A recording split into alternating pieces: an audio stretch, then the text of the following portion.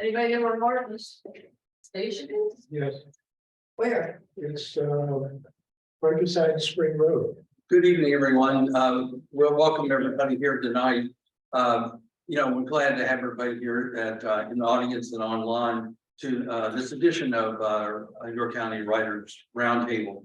Jamie and Donna can't make it here tonight, so you got me. So I guess that's best we'll do here tonight, but they're here in spirit, I'm sure. And the Writers Roundtable was a time that we've come together since about 2015. And it's time for networking. And tonight, for example, I met Gary Highland for the first time, and maybe others did too, who were friends. Gary Pecky Highland, who, if you're on Facebook, you know that name, and he's an expert on anything that rolls on rails. And so it was great to meet him in person after knowing him digitally for all these years, and learning about his hog maw recipes and so on, which look delicious. But then also another part of this is that this isn't just writers and researchers and so forth. The Writers Roundtable has long been for members of the public as well. And there's an opportunity to collaborate and to trade ideas and so on. So welcome everybody here tonight. What happens is we have 15 minutes of doing business on various things, including members talking about some of their projects and books. And then we'll go with the main event when Charlie Stanbaugh comes in to talk about Forest Park down in Hanover. So it'll be about 15 minutes into the program here tonight. So Nicole, would you like to tell us what's going on at History Center? Nicole Smith. Thank you and good evening, everyone. Just a couple of announcements about History Center programs before we get started. Coming up on Sunday, March 5th, Tyler Stump will be presenting Pennsylvania prison records for the Genealogy Society. Next, second Saturday, speaker is Tom Davidson, speaking about Mail Canes and the Shoe House. Our York Civil War Roundtable program is speaker is Randy Dreas, speaking about women at Gettysburg. And we have a special webinar coming up. I'm sorry, I think it's an in-person program. I'm not sure about that, I gotta check. But March 25th, Historic Preservation in Your Community with Mindy Crawford from Preservation, Pennsylvania. And last but not least, we're having a distinguished speakers series, which we do every 3 years. So not much of a series, but anyway, we're having a distinguished speaker who is author Eric Larson. Will be speaking for us at the Appel Center on April 18th. So for more information about York County History Center programs, please visit yorkhistorycenter.org. Would you want me to? Sure. Okay. Sorry, Charles. Jim asked me to say a few words about the upcoming Journal of York County Heritage. As you know, we publish every fall, usually September. This edition will have 6 articles by local authors. I can talk about each one of them. Just name the names, maybe not the topic. Okay. Our authors are Dwayne Allen, Stephen Smith, Stephen Nicholas, Dr. Ben Hoover, Jim McClure, and Dr. Jane Sutton. And it should be a good one. So look forward to that. And I'm going to turn it over to Jim, who's going to introduce Charles. Thank you. And Charlie, we'll have you wait just a few more minutes because we want to have members tell about their projects, which is the normal thing that we do here. And then we'll have another little special part of this introduction. So anybody want to talk about your projects, what you're working on? Ms. Resch?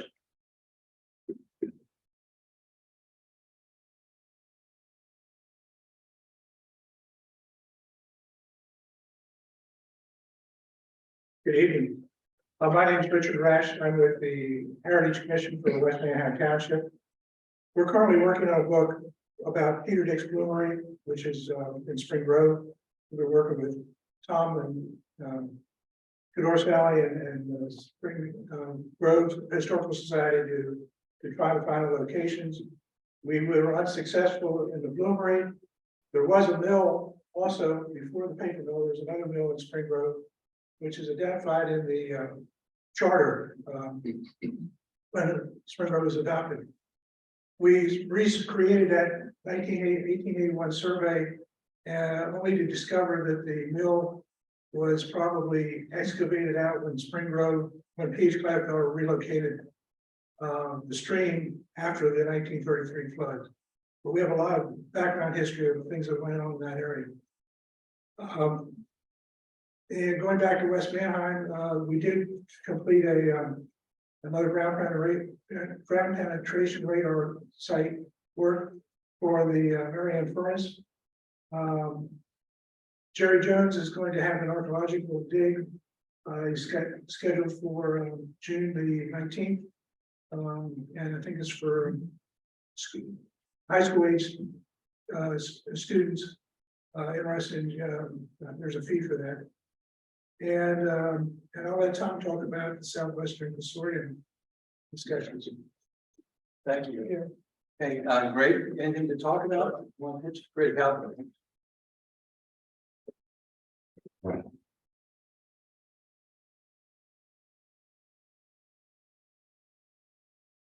I am Greg Halpin, the Chief Historian for the York City Fire Department.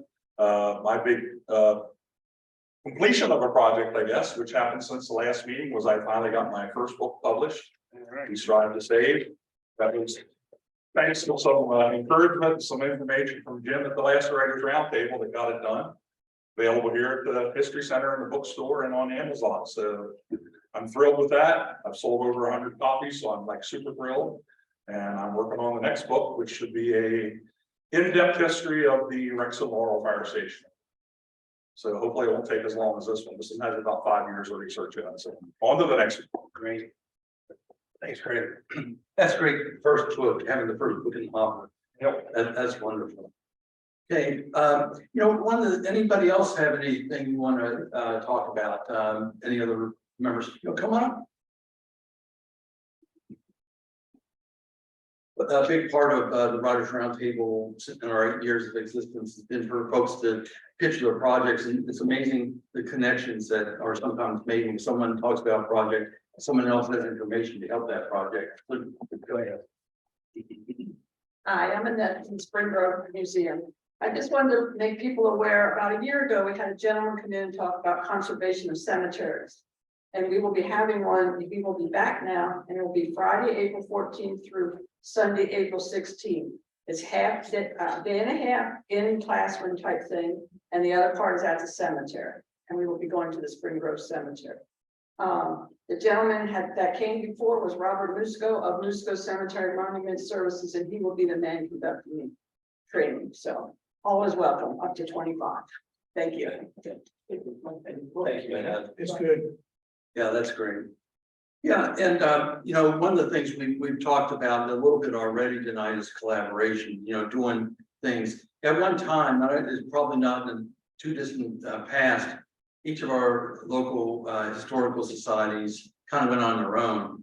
And we're seeing a great confluence of, I think that's probably the word, a collaboration that's going on. For example, I just saw over the weekend that, these great rivals in Downtown, Red Line, the football teams and so forth, the traditional rivals. Well, the Downtown Historical Society went over and toured the Red Line Museum, it's what a wonderful moment that was. And we know we have other things, the History Center in their steam plant script, for their new museum, they have like a logo that points museum goers to various sites around the county that applies. We want to dig deeper, we go to these sites. So there's another example of that collaborative spirit. And then just think about the Friends of Lebanon Cemetery and this Friends of the City Cemetery, those two restoration efforts. There's commonality between those two groups.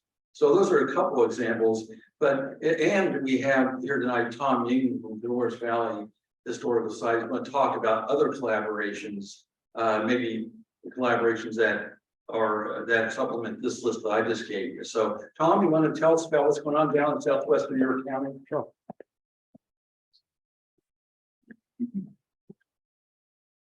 So this should leave about 10 minutes for you, Charles, to.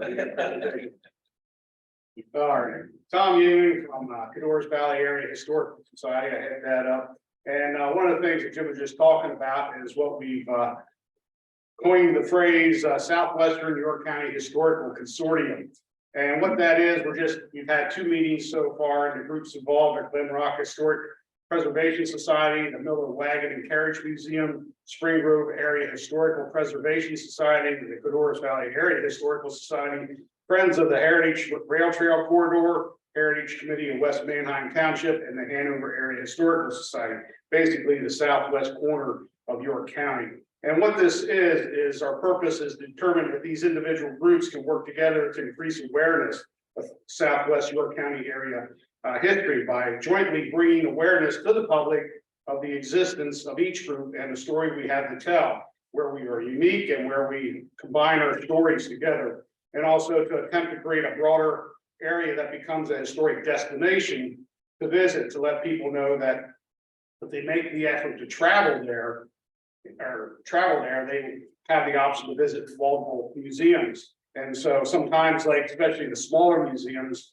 particularly like ours, you might be able to spend an hour there looking to see what we have. It may not be worth somebody coming from Newburytown or Harrisburg or some other place to travel there. However, if we can make the area a destination there where they could see multiple museums, it could be more attractive for them, and also we get to share our story with a lot more people. So we're working at that. We're not sure what it's going to look like yet. We're not looking to create another historic society. We don't need any more organizations necessarily, but yet we need to organize to try to pull this off. It might be more of a marketing type thing. The other thing we're working on, and I'm working on, I guess it's my personal project. I'm hoping to expand it to some other groups, but it's a GIS, or Geographic Information System.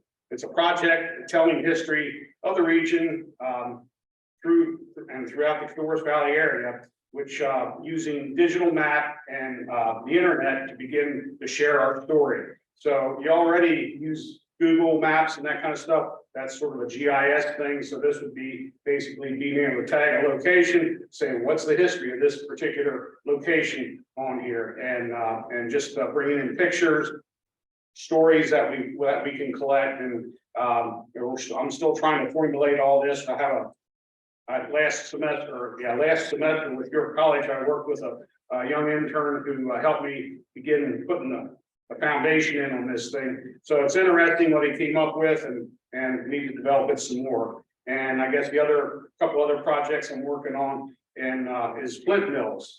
Just discovered the whole concept of flint mills, which came in later in the stage of history of mills in York County. So that's an interesting thing. We had a couple, I believe one of the first flint mills was in Spring Grove. And then the last thing I'm working on is something Jim just made me aware of through a fella from Stuttgart, Germany, that basically he's trying to track down a guy by the name of Henry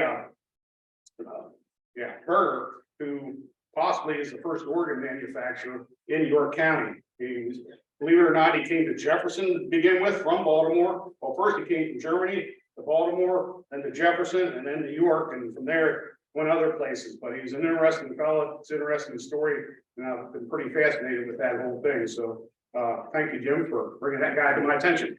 Talk about Facebook sharing at all. Okay. Okay, one of the things one area of collaboration that we're seeing more and more of is the one group sharing Facebook posts to another group. And I know it's happening now in Spring Grove, and that's it. Entity. You want to talk about that a little bit? Because I see you're doing a lot of that. Yeah, basically, anything from Hanover, I believe we even have a post or two coming in from the York History Center and Spring Grove and ourselves, and some other places that have Facebook pages. When they have announcements or just even topics of interest, we post it on each other's websites or Facebook pages, and it brings a lot of attention and it draws people back and forth to the various groups, makes everyone aware what we're out there, really broadens the audience that's out there. Some people are seeing the same post a couple different places, but that's okay. The important thing is that we're sharing this information, and Facebook is coming in an interesting place where it's gathering history. I guess it remains to be seen how accessible it is down the road as to finding this information, but there's some really neat stuff, and people share private pictures you wouldn't normally see, and stories or whatever. So it's been pretty neat seeing that. So yeah, it's been fun being able to jointly work together with Facebook. Yeah, I think there is the idea that if you're running a Facebook group or a Facebook page, that there's something wrong if you share it to someone else's Facebook group or page. There isn't. That's what Facebook's about. It's about sharing. And you are doing a really effective job of that down in the southwestern area.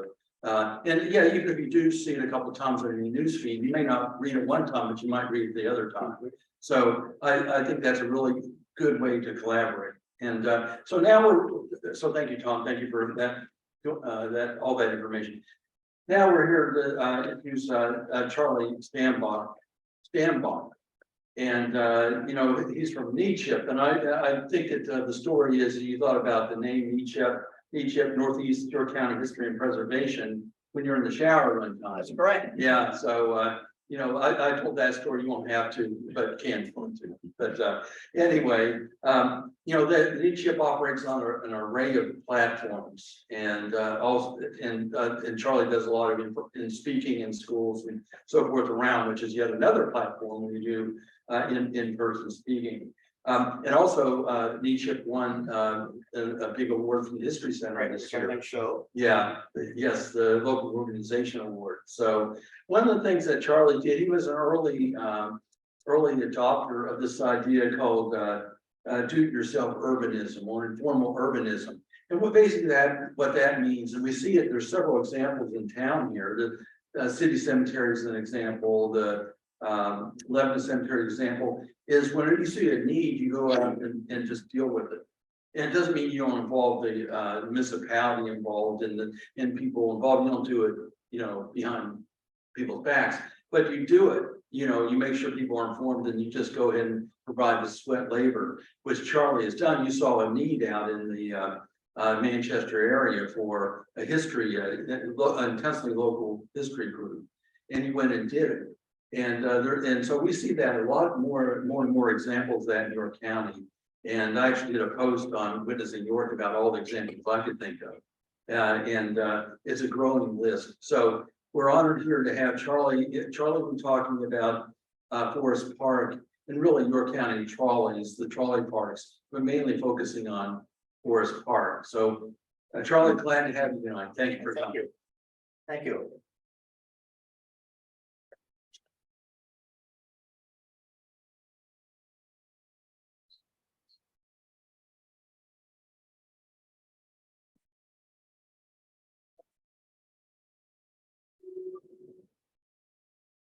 I am Charles Stanbach, founder and current president of Northeastern York County History and Preservation, NECHIP for short.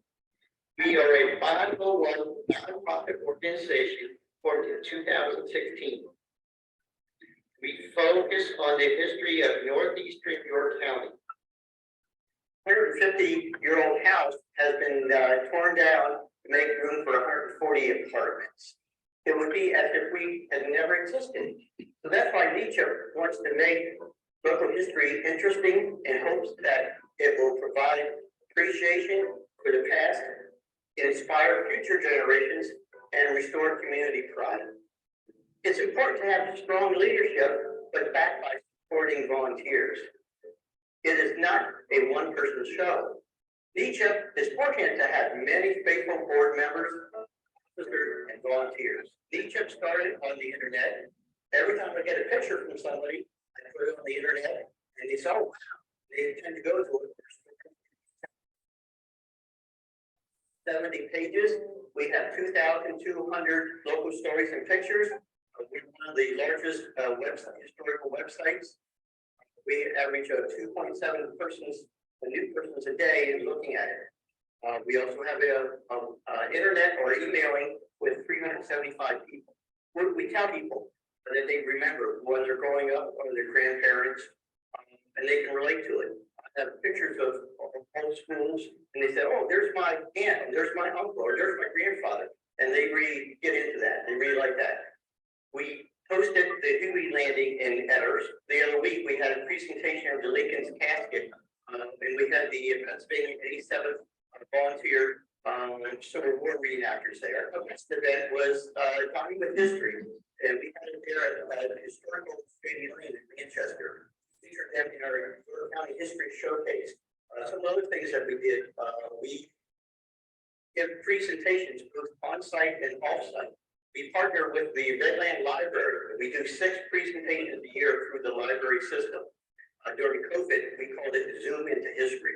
Now we're continuing on-site there at the library. Another thing that we do is we get the local school district involved. At one of our events, 15 students came. They raised $150. We also have, for the school district, we offer a sponsorship for students going into history. We have a scholarship program.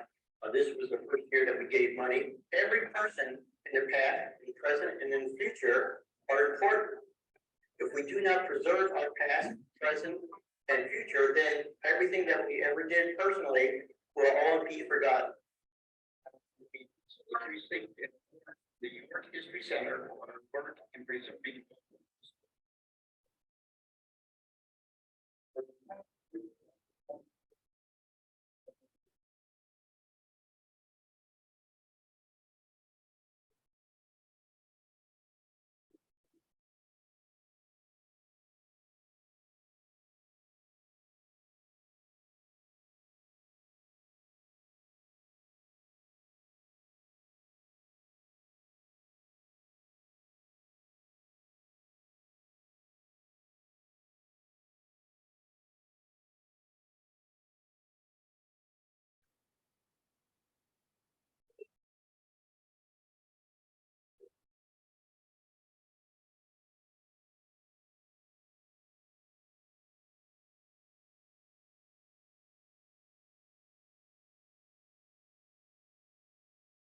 Says, George Stanwell, as far as the Northeast Green County history, but Forest Park is in Hanover. I'll tell you why later on that we choose to participate.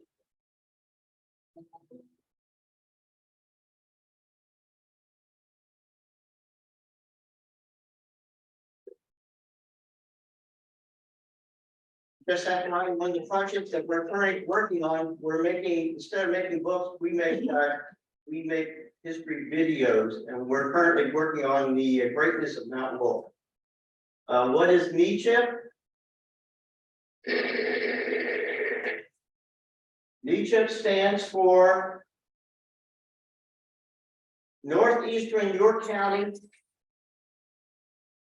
History and Preservation.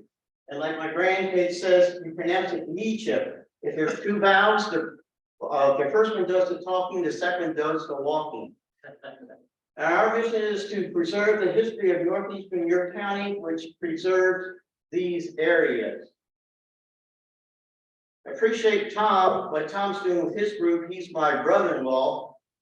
We already included all these groups here, and we're working with some other ones here. This is our 6th year. We're babies in this. We are incorporated with the state. We have with the IRS as nonprofit organizations. Oh, we have guest speakers. Which one up did you know? We tour local facilities, places. We do presentations for libraries, senior citizen centers, and other groups.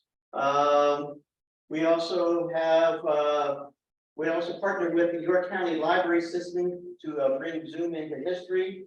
We also have scholarship funds for students going into the studies of history.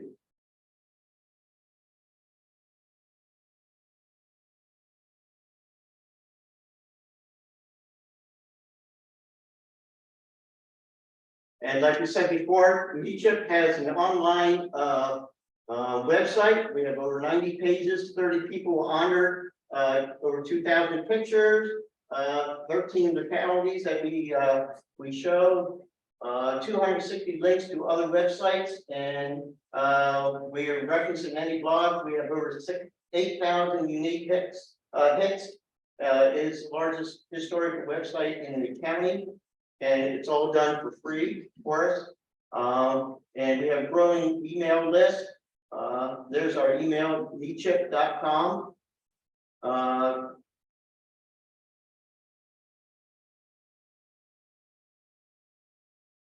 We have various items. I have some back on the table that you can purchase. Like I said, we're big into videos, not into books, because it's cheaper to make videos and to make copies. We do have one history book that I helped with, the history of Mount Wolf. And we also have these great nifty shirts that we sell. Oh, and you guys voted us as one of the top 5 in 2021, this Forest Park talk. And I'm scheduled to give this talk 6 times more this year.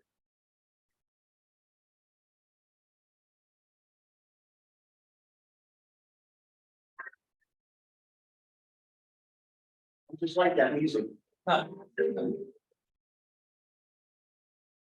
Hey, come down memory lane and experience with me the birth and death of Forest Park in Hanover, Pennsylvania.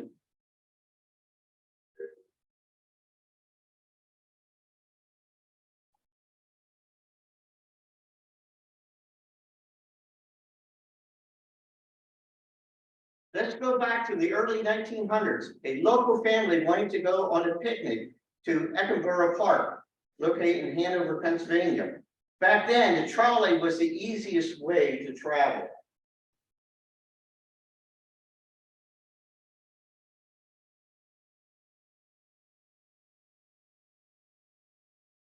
Eckenborough Park consists of 16 wooded acres and was opened on June 25th, 1904. It had a picnic area, a playground, horseshoe pits, and a small baseball field. It was planted by the trolley company. This was the seed for the future Forest Park.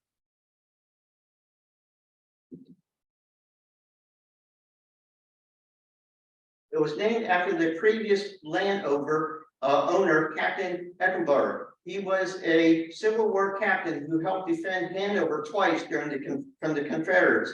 He was a very successful businessman with his hand in many things in Hanover, including the railroad.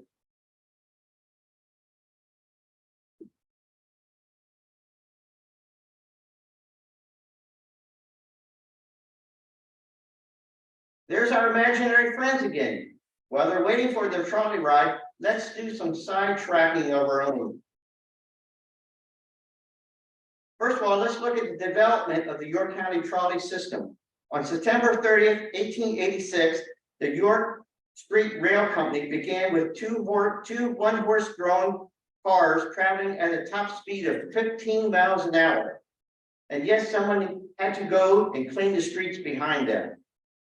6 years later, they began operating their trolley cars electrically. The top speed dropped to 13 miles an hour, but no more messy streets. During 1921, they had 68 trolley cars and 85 miles of track, recording almost 1 million riders.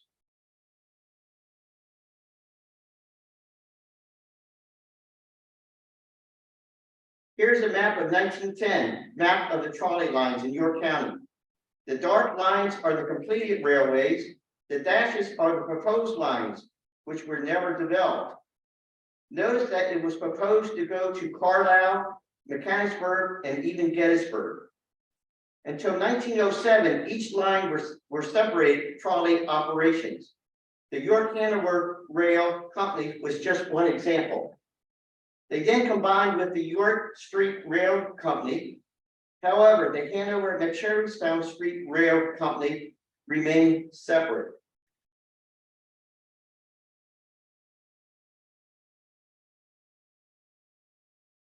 In 1904, local newspapers were announcing that the York Street Rail Company's new Hanover line was open through Spring Grove. For 65 cents, York Rail residents could travel south to Hanover and back. The Hanover Metropolitan Street Rail Company began service on September 8, 1893, connecting Adams and York County. By 1904, it ended at the park that they had started in Hanover.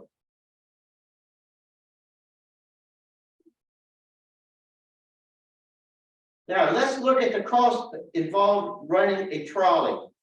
The initial costs include manpower and supplies to install about 100 miles of York County track.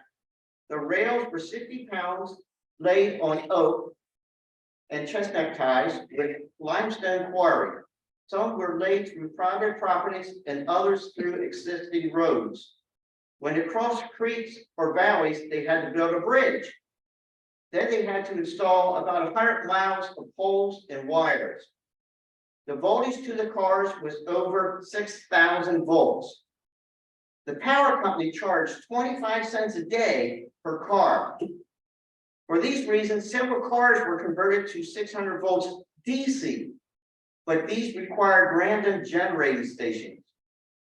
They had continued maintenance costs of the tracks, wires, and trolleys. This maintenance station building on Hartley Avenue near the York Fairgrounds. Then there was the cost of employees and the cars. To bring in additional revenue, they started delivering freight, packages, and even milk and eggs. Another money-making idea was trolley parks.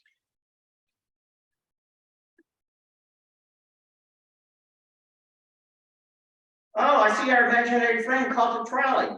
Hang on as we ride through Hanover.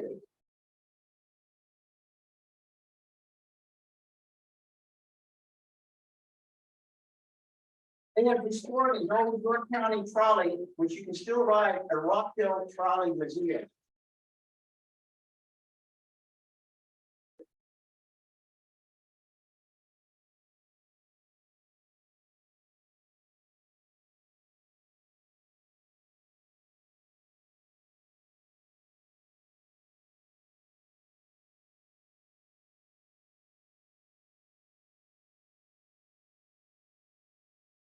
Oh, I see our friends made it to the park. Well, enjoy your picnic.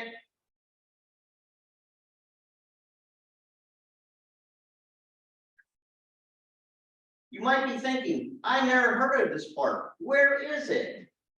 Well, you take Route 30 west from York, at Cross Keys just before New Oxford, take 94 south. Then Route 94, wait till we get there.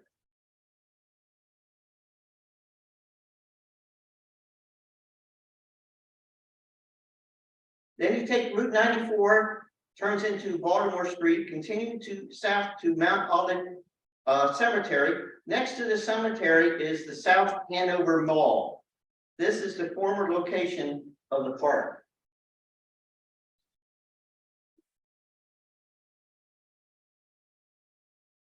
Why were trolley parks established? Well, during the week, passengers kept the trolleys full of going back and forth to work. On the weekends, very few people rode them. So these companies decided to create trolley parks to boast weekend riders and profits.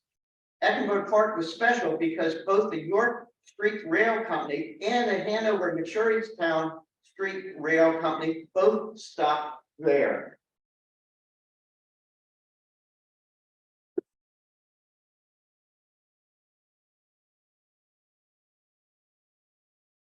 At one time, there was 4 trolley parks in York County. The first was Highland Park in West Manchester Township, started in 1891. The second was the Cold Springs Park in Manchester.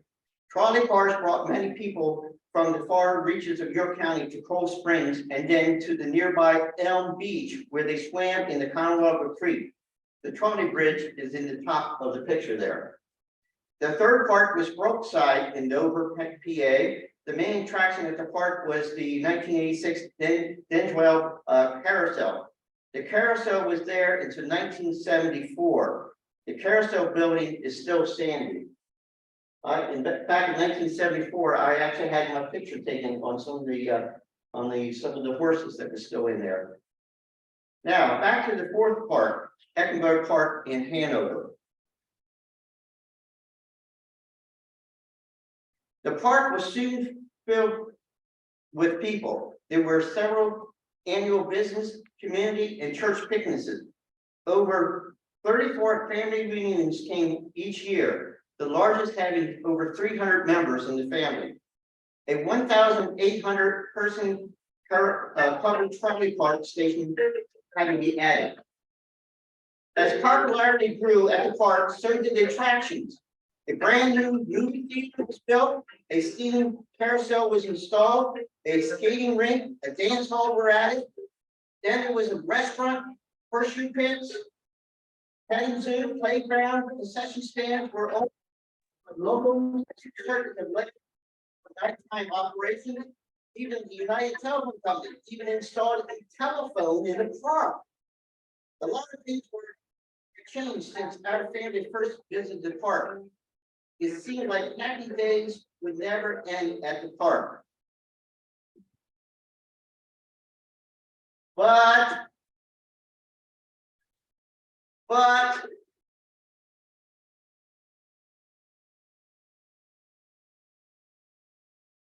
was a tornado.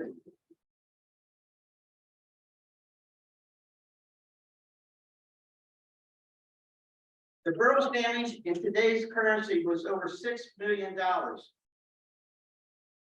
Somehow I missed that section here. It struck in August 21st, 1915. The borough's damage in today's currency was over $6 million.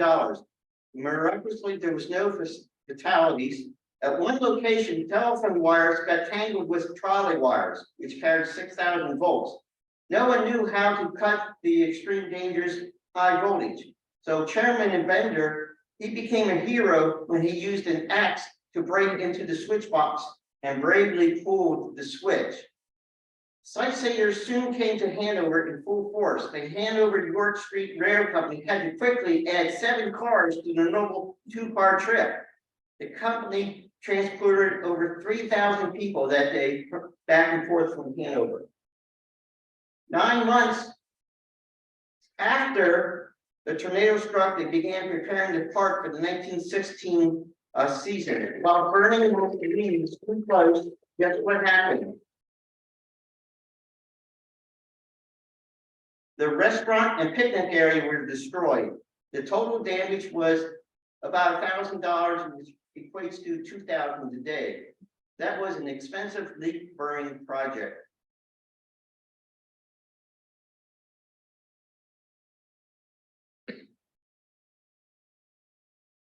In 1917, the U.S. entered World War I.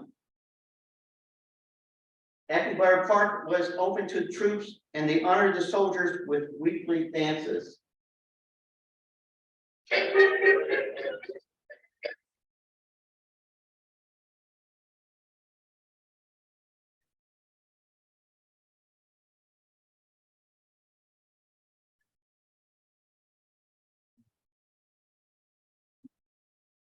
Before the 1925 season, the rail company leased the park operations to Mr. Billy of Huntington, West Virginia for a 1-year period. He then changed the name to Forest Grove Park.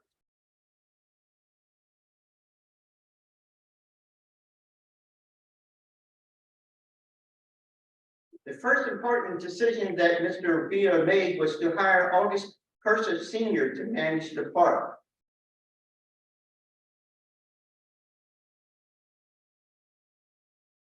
Under the new management, many improvements were made. They replaced the existing carousel and added a Ferris wheel that they had shipped in from the park in Savannah, Georgia. Many small children's rides were added. They expanded the concession stands in the picnic area.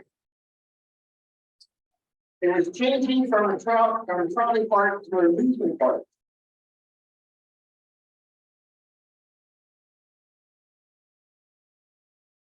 One of the attractions at the park that lasted to the end was the roller skating rink.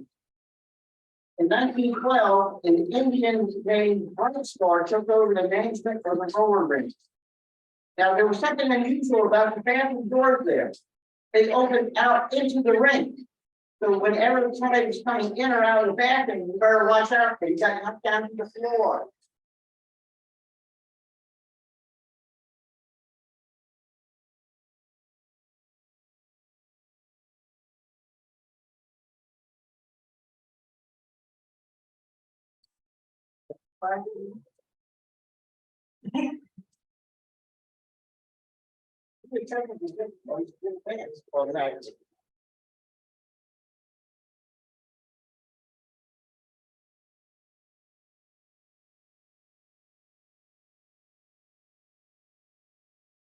Okay, the Crystal family previously owned and managed a 10-more toilet park in Orangeville. They signed a 15-year contract to manage Forest Grove Park. However, after the first year, things went so well that they decided to purchase the 16-acre park and become both manager and owner. It's soon shortened the name from Forest Grove Park, just Forest Park.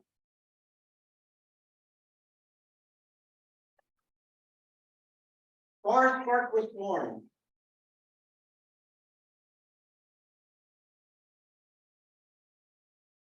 The birth date was March 26, 1926. Grand opening was April 23rd, 1926.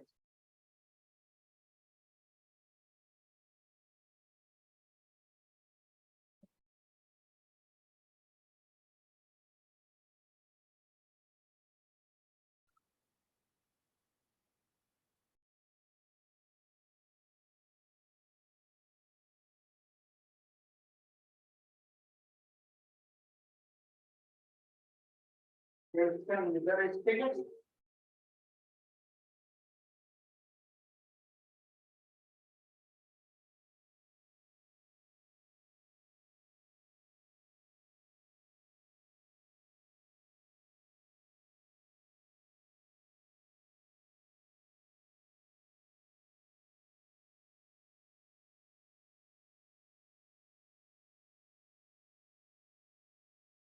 Personally invested $25,000 in the park, which today is $365. He's added 10 arcades, music galleries, fun house, a new Ferris wheel, and a new carousel. Remember riding the carousel and trying to catch the golden rain? The park had 3 different carousels from 1907 to 1967. The first Denzel Carousel in 1907 was installed during the first year of Denver Park.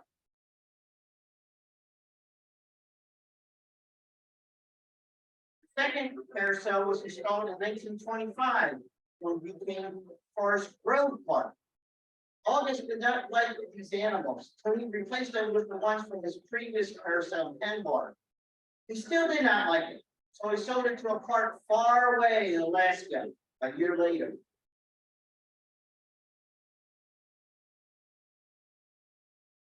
The first year as Forest Park, August wanted to be big and grand. The third carousel was installed in 1926. The diameter was 48 feet. It contained 50 hand-carved animals and 4 coaches. It was the largest of its kind in eastern U.S. and the first to run a 50 horsepower motor. It was purchased from the White Rose Amusement Park here in York, PA. In 1967, this carousel was sold to Aspen World in Houston. Then in 2005, it was put up for sale. Hanover History Center wanted to purchase it, but the price was $1.2 million. It was too high for Hanover. It was then sold. It was not sold, but retired to a dome at Six Flags Houston, where this plaque is on. Now, this plaque reads, this old-time carousel was built in 1895. It features all the original animals, were hand-carved from hardwood, as well as the original plywood and drums. The history carousel was in continuous use in Hanover from 1907. Now, this is incorrect. This was not, it was prior in 1926. It should say 1926. White Rose Amusement Park had it before Hanover did. And let's see here, and White Rose Park was near Med Ed office, across from Quantas Lake, is where it's located. And until it was brought to, and then continued with the plaque, until it was brought to Ashland World, where it is currently housed in a unique dome structure. So something from your county still is in the history museum area.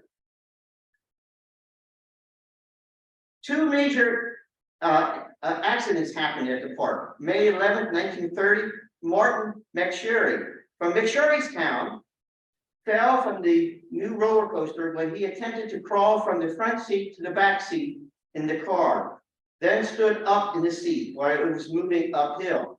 He suffered a broken leg and several lacerations and internal injuries. It was clearly his fault. Now, after this, it was reported that August personally inspected each inch of the roller coaster every day after that for safety reasons. Then in 1964, Dave Gare died from stabbing in a fight during where several shots were fired.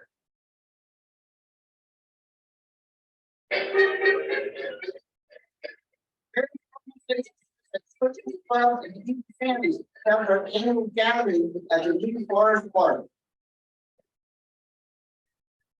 There was very special guest attractions, excitement, including rugby basketball. And yes, there was a human butterfly and 3,000-year-old mummy and lots of music.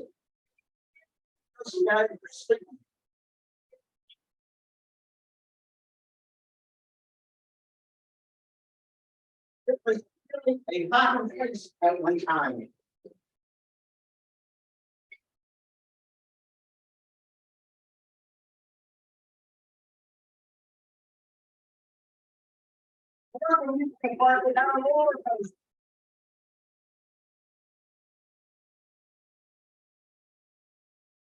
The Greyhound first incline was 73 feet in height. It had 10 dips, 2,100 feet long, and ran on 50 horsepower. An electric motor was used to pull the cars up to the first incline. From there, the cars ran on their own. It took 125,000 feet of lumber, tons of steel, boats and steel, 2,000 gallons of paint, electric lights were installed to improve nighttime operation. All the materials were furnished by local merchants. It was later renamed the Roller Dipper. And at the bottom here is a picture of Hanover from the top of the roller coaster.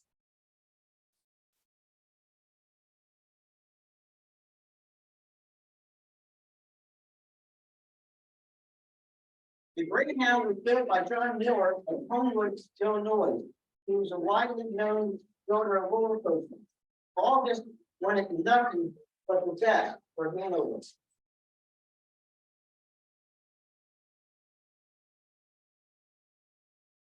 By now, the park had 6 up-to-date rides, 14 games, a balloon, a ballroom, roller skating rink, miniature golf, enclosed picnic area, and most of all, more restrooms.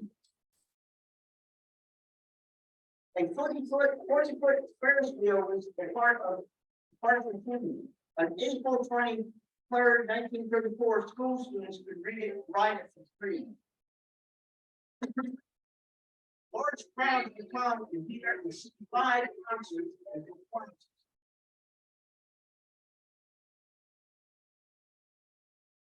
During World War II, Forest Park became again honored soldiers with dances. Several local ladies can recall dancing with soldiers from Camp Colt to Gettysburg, which was commanded by Captain Dwight B. Eisenhower.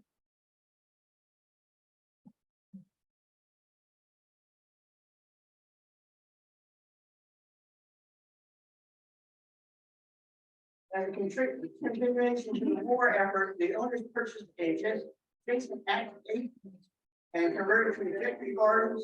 And they also had a stand to sell war bonds. After a century of trolleys, the automobiles and buses became the main means of transportation. By the late 1930s, trolleys were no longer brought persons to Forest Park.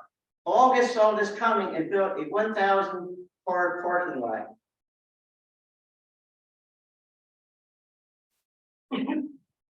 I imagine what our imaginary friend and family would think of the park now, 60 years later. August Sr. died August 28, 1948, and his son August then took over. August's wife, Helen, said that they had taken many pictures of his park over the 40 years of success, but he had stored them in a barn. There's a lot of August in here. Well, you can guess what happened. And Mount Lebanon enjoyed the photo so much that he invited his friends to share the wonderful setting of Forest Park memories, and unfortunately, very few pictures were saved.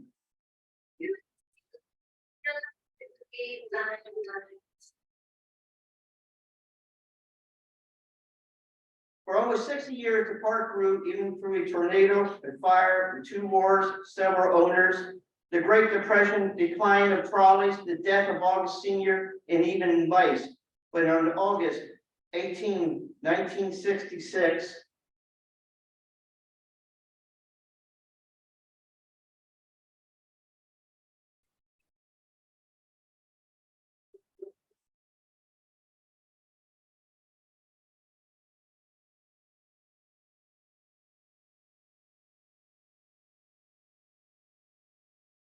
the fire damage was estimated at over 100,000, which equates to 780,000 today. The Hanover Evening Sun reported that for the 1967 season, they were going to rebuild the skating rink and the picnic area, but the damage rides, but not the damage rides. Sadly, this was a final blow to Forest Park. It was a slow and gradual death for the park. The attendance dwindled, rides were being removed, concession stands were closing, and upkeep was diminishing.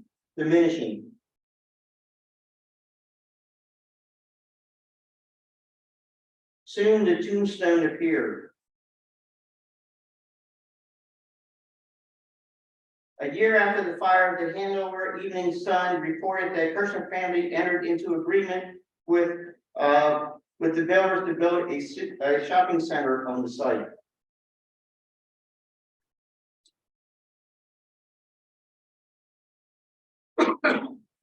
Obituary.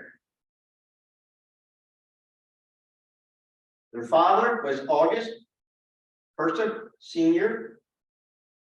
He was born March 26, 1926 in Hanover, Pennsylvania. It died December 14, 1967.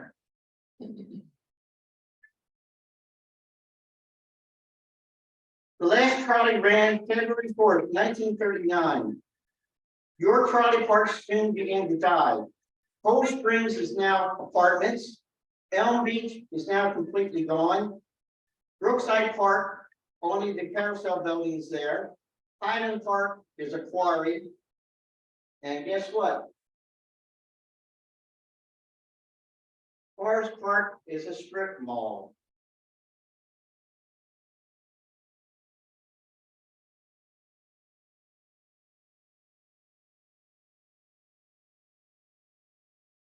The music is silent, the bright lights are gone, and the animals on the carousel no longer prance in a merry circle.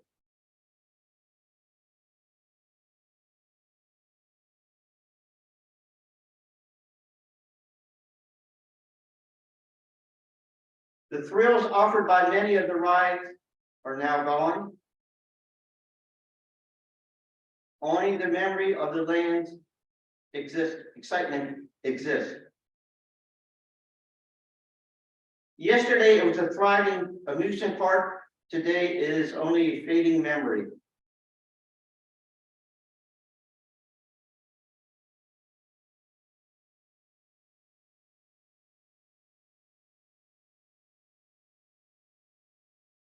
Unless we record and share these memories, they too will die.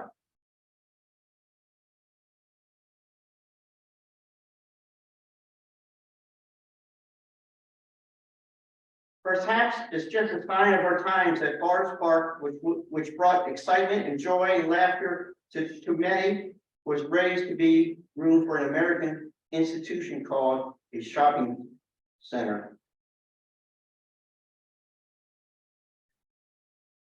The next time you're at South Hanover Shopping Center, take a moment and close your eyes. You might just hear the roar of the old roller coaster. August Sr. was buried in the cemetery next to the park, so he could always enjoy the sounds and laughter from those many that were there at the park. Okay, here's a question for you all. What city is known to have the largest operating trolley system in the US? San Francisco. Any other guess? Philadelphia. Philadelphia, that is correct.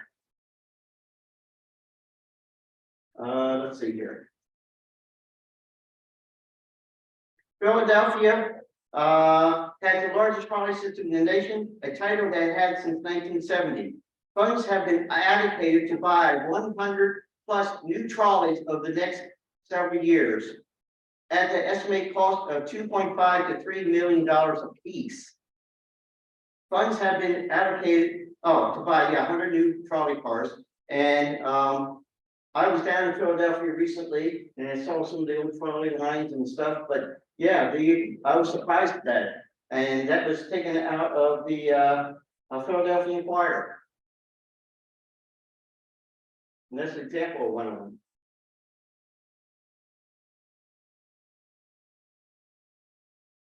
In 1919, just after World War I, there was about 1,000 trolley parks in the country.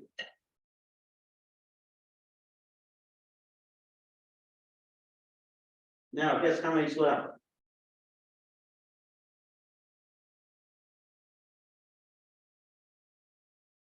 Out of those 1,000 parks, today, what's left is only 11 parks.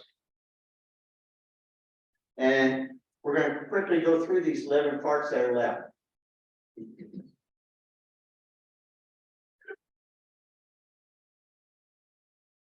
Lake Mount Park in Altoona, Pennsylvania. Derby Park in Allentown. Sea Bridge Park, that's in Rochester, New York.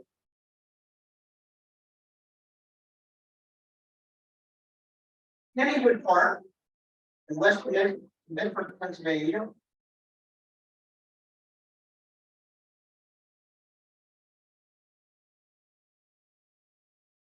Midway Park in Maple Springs, New York.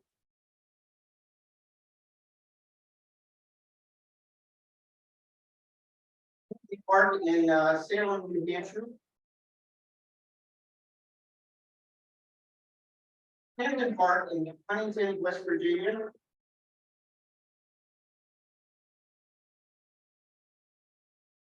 Oaks Park in Huntington, West Virginia. Oh, excuse me, Oaks Park in Portland, Oregon.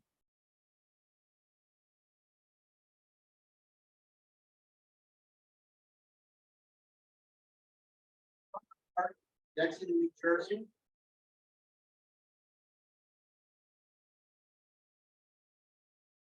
Park, that's in Erie.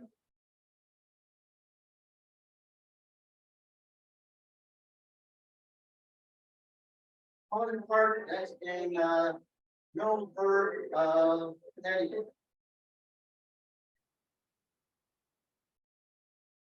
I hope you enjoyed the history of Forest Park.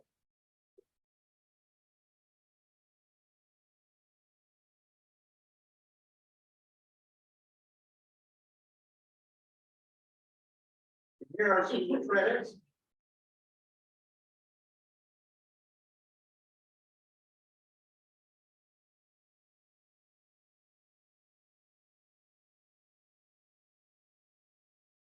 The trainer is my father, Lester. That's him, and that's me. And I want to say, share your history before it becomes the forgotten past. And this presentation, you might ask, why did you do this? You're in northern Pennsylvania. My father decided on doing this project after he listened to Jim McClure on trolleys, and I helped him with it. He showed it several times to standing room only crowds. 2 years ago, he passed away, so now I carry it on for him. And I added some things, going through this, and I have to show it several more times this year. In fact, I'm going to be down Tom's area showing it again, and I'm going to be showing it in Hanover once. In Spring Grove, I'll be showing it there again as well. So I hope you enjoyed it. If you have any questions or comments, well, I showed this once before in Hanover, and that's why I came up with some more things to add in here. And they said, oh, we went to the park. Oh, my father worked there, or this and that. And that's how I found out about the bathroom doors opening into the skating rink, because they ran into it a couple of times. So is there any questions, comments? Just recently, I got an email back just last week of one of the early carousels. The person has the organ from it. He purchased it. It wasn't the last carousel they had, but it was one of the earlier ones. So he sent me that information. So I thought that was pretty neat. But is there any questions or comments? And go ahead. We did have one question online. Yes. Asking about Glen Echo Park in Maryland. Okay, to my knowledge, it's not Not a trolley park. It's not a trolley park. Some people ask about Knoebels. Nope, that was not a trolley park. Okay, any other comments or questions? Yes, My mother-in-law is 101 years old. yes, She has a Forest Park plate at the nursing home where she stays at, and she gets a lot of questions about it. well, She went, only roller skated a couple times, but one of those times she met her husband. yes, They come here, oh, wow. nice story. If sometime you can give me a picture of that plate, I'll put it in a presentation, Okay. okay? Yep. Oh. And guess what? You guys are lucky. Here's some tickets from Forest Park. Take a look at it. Too bad they're not good anymore. Any other questions? Comment, when I was a kid back in the 50s, I was pretty young, but my aunt and uncle lived right across the street from it. And I remember sitting on their front porch looking over there, wanting to go to the park. And I was never allowed to go over there, and I couldn't figure out why they wouldn't let me. But by that time, things were getting a little bit broken down and whatever, found out later. But that was Yeah. just a sort of as a kid, a bucket list place to go to, but unfortunately, Never got there. wasn't able to get there. It was- My grandparents were pretty religious. It was devil worship. The same way with dancing. Yes, Type thing, so. There were people that were somewhat opposed to that type of happiness. wow. And like I said, last year I got to meet somebody that actually worked there. And, he shared some things. He told me about after the accident on the roller coaster, how August, he went out and inspected it every day and walked it every day to make sure it was all right. Have you ever gone tramping around the grounds, behind the shopping center and I was there, yeah, when I did a speaking engagement there, yes. anything with any sign at all? No, the cemetery's there, next door, but no, it's just a shame. Yes, I have a question about Fulton Springs Park. It wasn't that actually in Manchester, right? It was down by the creek. yeah, well, no, it wasn't down by, it wasn't by the creek, no, they had, that was, yeah, that was Glen Reed. That's where the springs are. No. Not The spring- right by the. Where the apartments are right now, behind the post office, Manchester Post Office, and it's called Park Street there, and it was, where you get fresh water. You could get, it came out of the springs. out of the ground. You can get water there, but no, it wasn't down by the creek itself. Yeah, there are all springs out by. Yeah, there's springs, yeah. There's springs, but they're kind of down, north of the apartments down the road. Right, So the park and Elm Beach were two different places. right, they were two Yeah, absolutely. close by, but There- two different places. My thought was that they were right across the creek from each other. On No, but no, are there any pictures of Old Spring Park? I've never seen one. yeah, Lots of them. yeah. You can show us some. Yeah, there's, and I have a couple of company picnics that were held there, from New York Wire and so forth. And this one picture I have is real wall, okay, and this one guy is at one side of the picture, and the same guy is at the other end. When they took pictures, they had taken in sections, but here he up and ran around to the other end. So you see the same guy in both ends of the picture. Were there rides there? No, no. Bandstand, Park. no, there was no, not really a park, it was more of Picnic road. a picnic road, yes, Oh, okay, yeah, it was a picnic road. all right. And then they went down further, and they did have you couldn't rent a whole trolley to bring people there, and they would park it off to the side. I have pictures of that, on my website, there's more pictures on the website about Cold Springs and Elm Beach. I'll look them up. Yeah, but yeah. Now, the question was brought up about the trolleys at Highland Park. Was they always at the bottom and you always had to walk up the stairs? Or was the trolley, we don't know, was the trolley stop the people at the top? Which park are you talking about? Highland, Out in Dogtown. No, the where the quarry is now. trolley came out, what is it, Hope Street? Onto Galen Church Road. And it was right in that area. Right, but then you had to climb up all the stairs. Well, Did you? Or, apparently, in my opinion, I don't know this for a fact, I think it sat on a bluff. And I think the trolley track either went down around Richmond Avenue and came around, or they went around the back and went up, because the main entrance was on the level with Galen Church Road. So the steps down, yeah, but yeah, you had to go down to get the trolley, to get the trolley there. did you really? And I think that's one of the difficult areas where they're trying to negotiate concepts for rail trails in that area. Okay. Because of the quarry now, it's Right. even more difficult. I haven't seen that many pictures in Highland Park. They just had some on Facebook the other. Yeah. Okay. Yes, I got to find it. guess who put them on? Oh, you did? I got it from you. It's great talk. I didn't get it from you. But anyway, yeah, I'm just because I haven't seen it. Wire.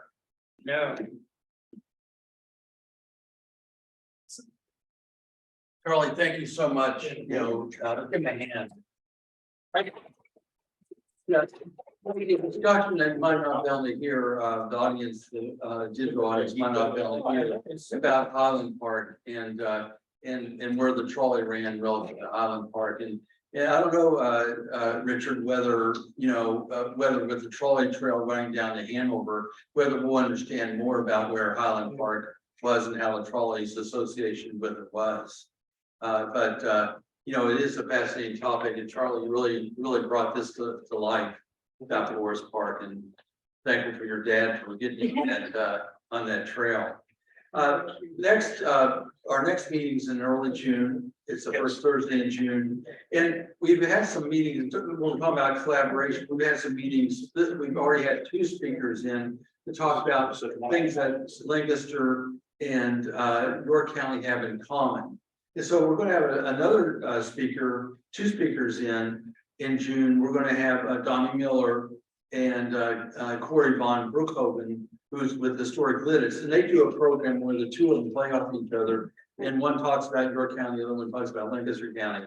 I think that this symbiosis between the 2 counties is becoming stronger as the Northwest River Trail goes into play and the NOLA low grade. People are discovering those. And then they're going to build the Mifflin House build out the Mifflin House Park and Welcome Center on the Wrightsville, Elm Township side.